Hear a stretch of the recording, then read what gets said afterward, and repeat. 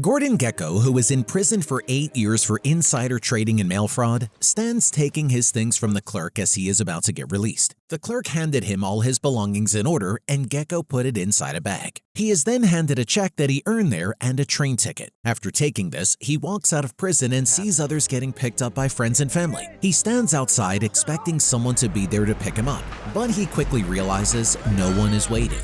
He's completely alone. Fast forward to 7 years later, 2008. Jake Moore is woken up by his girlfriend Winnie. She started kissing him to wake him up, and he woke up complaining. She then told him that she was going to Washington for the weekend. She then got up to pour a drink, and Jake turned on the TV. On the TV is Gekko on a talk show promoting his new book, Is Greed Good? He started talking about his previous life in Wall Street, comparing it to his prison sentence. The once infamous Wall Street shark has reinvented himself as an author and financial lecturer. Because if you can't beat the system, you might as well profit from criticizing it. Oh, you watched it in prison.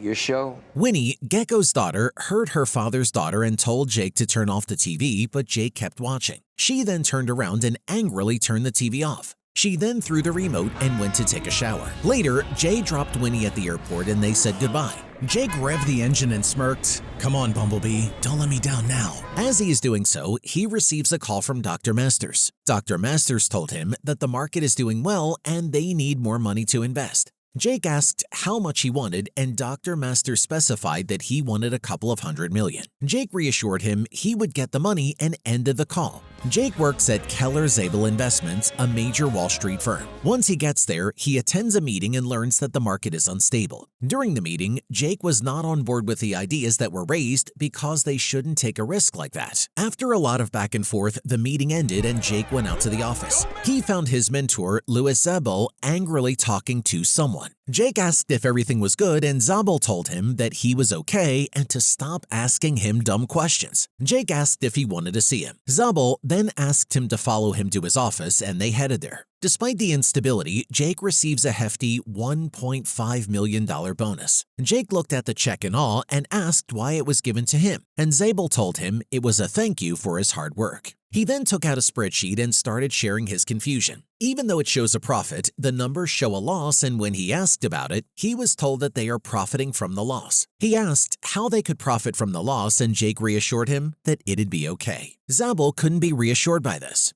He was worried about what was happening. He then told Jake to spend the money on his beautiful girlfriend. After discussing it for a while, Jake got up, kissed Zabel on the forehead, and left. Following this, Jake went to a fancy jewelry store to buy a ring. The salesman showed him different rings, but Jake asked to see a special one in a private office. Later that night, as he was drinking with his friend, he showed him the ring he bought for Winnie. His friend gave him a shot so that they can celebrate Jake being off the market. As they walked after drinks, they started to talk about the future. Jake mentioned Zabel, and his friend made fun of him, saying that he worships Zabel. His friend is skeptical about Zabel and the company doing well in general. But Jake told his friend that he is confident, and to show his confidence, he will invest the money he got from his bonus. His friend told him that he is acting like his mother and he shouldn't risk it. Plus, why would he spot bonus me right now if we were in trouble, huh? Makes no sense. The next morning, the office turned chaotic. The company's stock starts crashing rapidly. It quickly becomes clear that no amount of cash is going to stop the downward. Jake held on to his shares to the last minute. His friend kept telling him that he was lying to himself by saying that the price would go up again. Jake clenched his jaw. He had been here before, standing in the middle of chaos, realizing too late that he had been played. Just like that moment when he begged for help, knowing that no one was coming. In the movies, Autobots always showed up at the last second. In real life, you either saved yourself or got crushed. Jake kept his hopes up, but his friend kept asking to get the okay to sell. Jake then decided to talk to Zabel and told his friend he would call him back, and got up to find Zabel. His desk was empty, and when Jake asked the assistant about Zabel's whereabouts, she simply told him that he was angry and not feeling well. Not in. Not answering.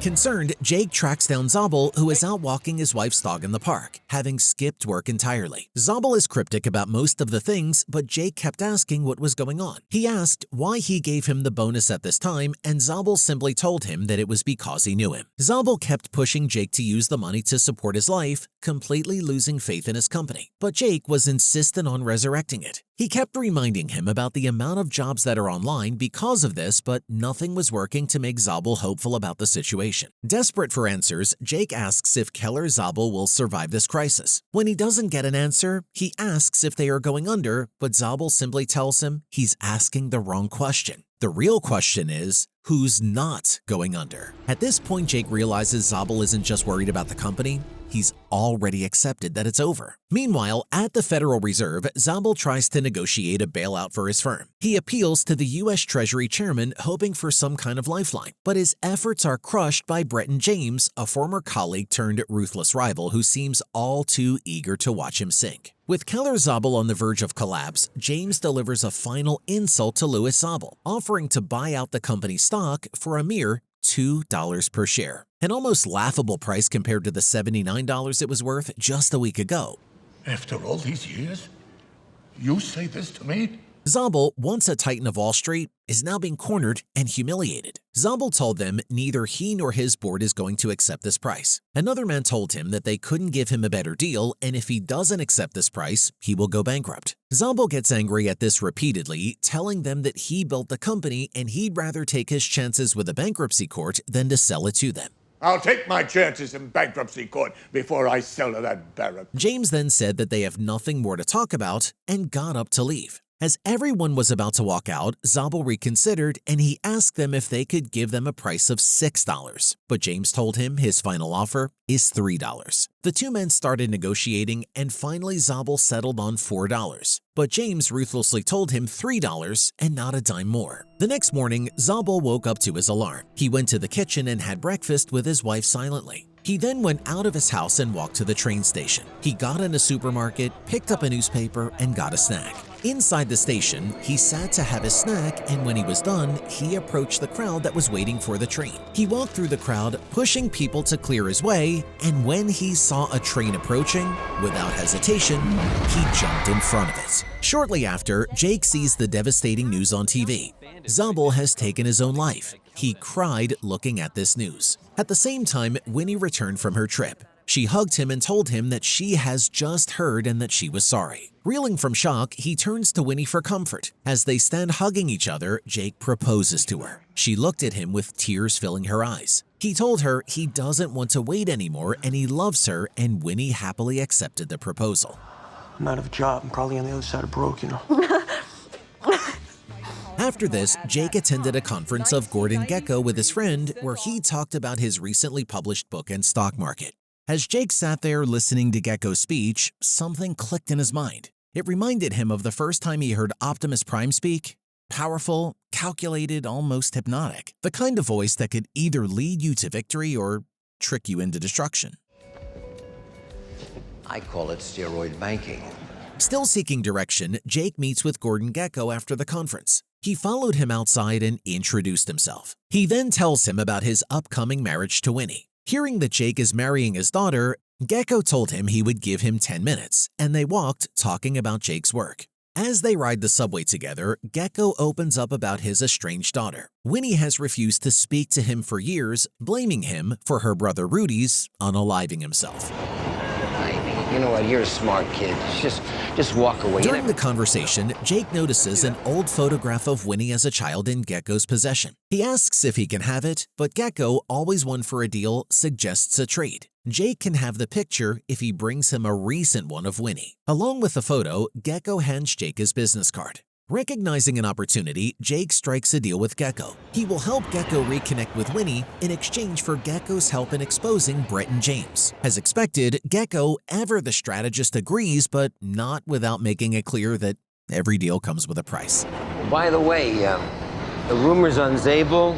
Following this, Jake starts digging and uncovers a crucial piece of information. James personally benefited from Keller Zabel's downfall. His firm manipulated false reports about an African oil rig being nationalized, causing panic and sinking stock values. To get James's attention, Jake orchestrates a financial hit, leading to the company losing $120 million. Joe Schwartz is behind that? It's just a rumor.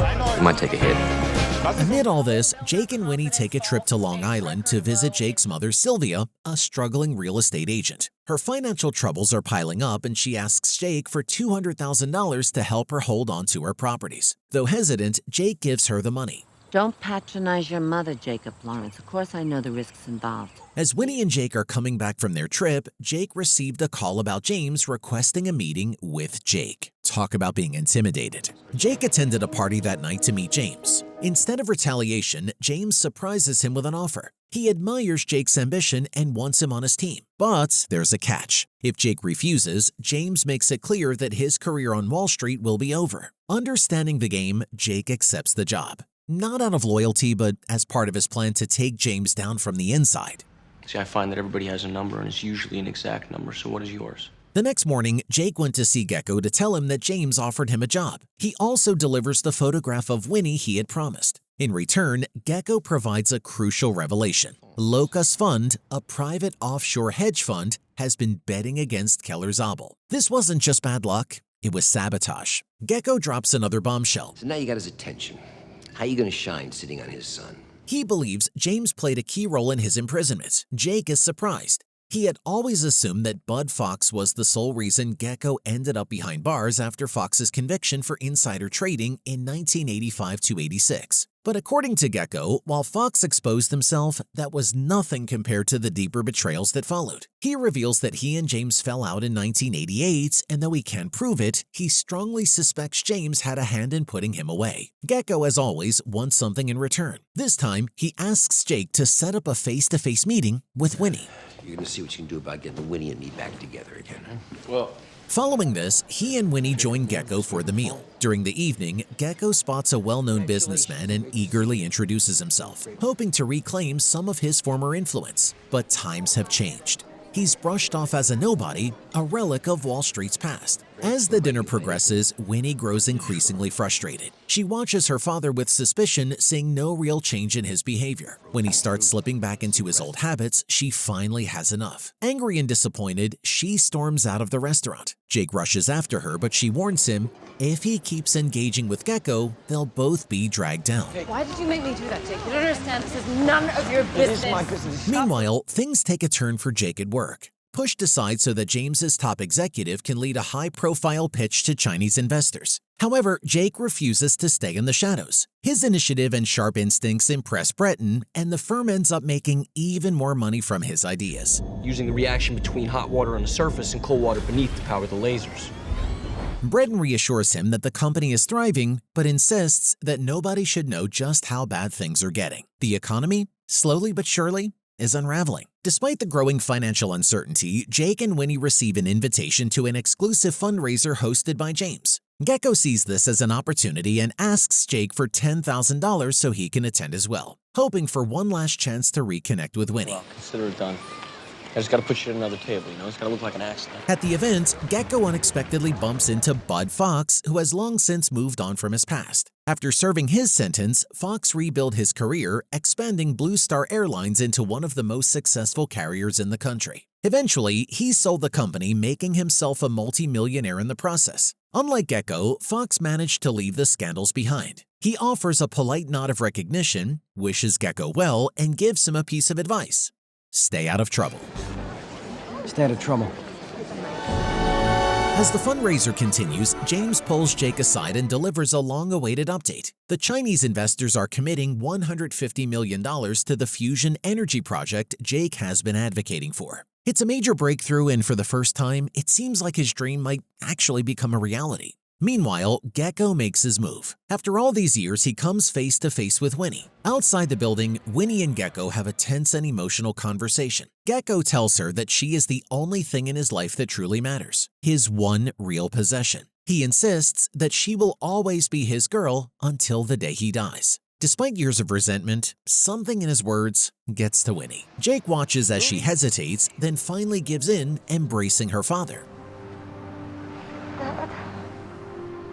Meanwhile, Jake moves forward with his professional ambitions. He informs the chief researcher that the long-awaited investment funds are on their way, hoping it will push the fusion energy project closer to reality. But bigger problems loom. The American economy is spiraling toward disaster, and by September to October 2008, the stock market loses billions in what becomes one of the worst financial crashes in history. Literally 180 points just added to the decline. You can hear the holler. Back at their apartment, Jake delivers the grim news to Winnie. Winnie that everything they know is falling apart. But Winnie, instead of panicking, drops a bombshell of her own. She's pregnant.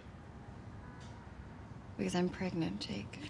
He kisses her, realizing that despite the chaos, they now have something truly worth fighting for. The next morning, Jake and James went riding and started walking. At this time, James revealed a shocking truth. James has been actively working against the fusion energy project.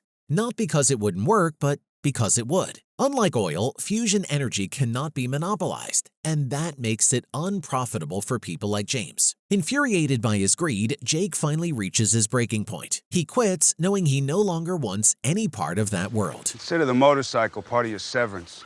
You, Breton? Jake had seen this before. Powerful forces thinking they were untouchable. But even Megatron fell when the time came.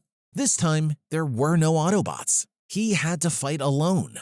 Desperate for a way to salvage things, he turns to Gecko once more. This time, Gecko offers him a solution. Winnie has a $100 million trust fund sitting in a Swiss bank account. Gecko had set it up for her when she was born in the 1980s, but after Rudy's death, she cut ties with the money. When Gecko was released from prison, he wanted access to the funds to rebuild his empire, but Winnie refused. She had always considered donating it to charity, but never actually went through with it. Gecko assures Jake that if Winnie releases the funds, their future will be secure. Convinced, Jake reaches out to Winnie and she finally agrees.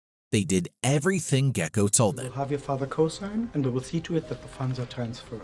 Thank you. At the same time, his mother Sylvia arrived, once again begging for money. The housing market collapse has wiped her out, and she asks for $100,000 to keep her afloat. But Jake, now wise to her habits, refuses to bail her out completely. He gives her $30,000 and tells her he won't keep funding her reckless real estate ventures. Sanity. What you need to do is you need to go back to Henry, you need to get another job, okay? Amidst this, Jake gets a disturbing call. The money never arrived. Panicked, he realizes something is wrong. Now realizing the truth, Jake rushes to Gecko's apartment, only to find it completely empty. Gecko is gone. As he was standing there, he remembered everything and realized that Gecko had double-crossed back. Don't go back in there, Jake. Devastated, he tells Winnie everything. He confesses that he had been meeting with Gecko behind her back, trying to rebuild their relationship. But now it's clear that Gecko never truly changed. He played them both, manipulating the situation to get exactly what he wanted. Betrayed and heartbroken, Winnie calls off the engagement. She tells Jake that she can no longer trust him or feel safe in his presence. Without another word, he leaves. Determined to confront Gecko, Jake follows him to England, where he finds him back in business, running a powerful financial firm using the very same $100 million he stole from Winnie and Jake. Jake makes one final offer to Gecko. If he returns Winnie's stolen $100 million, he'll get something far more valuable in exchange: a place in his grandson's life. He shows Gecko an ultrasound image of his unborn son, hoping it might trigger some sense of family loyalty. For a moment, Gecko seems moved, but then his expression hardens. He refuses, saying it's not about the money. It's about the game. Giving up that fortune in his eyes is a deal he simply can't make. He isn't just trying to stay rich, he's fighting to remain on top. Jake sees the truth. Gecko will never change. Over the next few weeks, Jake starts piecing everything together. The collapse of Keller Zabel, the federal bailouts, and the shady deals propping up James's company. Using the information Gecko had previously gathered, Jake exposes the entire scheme. Winnie, who has returned to journalism, runs the story. The fallout is immediate. Breton James is publicly disgraced, and the company's board of directors, led by Julia Steinhardt, turns against him. Are you stupid or what? Meanwhile, Gecko thrives. His London-based financial firm, now a powerhouse, attracts the same investors who once shunned him. James is forced to testify before Congress about his involvement in the financial collapse. His influence stripped away as Wall Street's biggest players abandon him. But I want you to know you're under investigation on accusations of tax evasion. He had once been the ultimate predator, but now he's just another casualty, left to fend for himself as the shark circle. Gecko short-sold the market at the perfect moment, turning the $100 million he stole from Winnie into a staggering $1 billion. One evening, Jake spots Winnie, now heavily pregnant, struggling with her bags outside her apartment. He rushes to help. As they talk, Winnie mentions that the baby has been kicking all night, keeping her awake. When Jake places a hand on her stomach, he feels it too. For a brief moment, there's a flicker of warmth between them, but they don't reconcile. Too much has happened. Good night. Good night.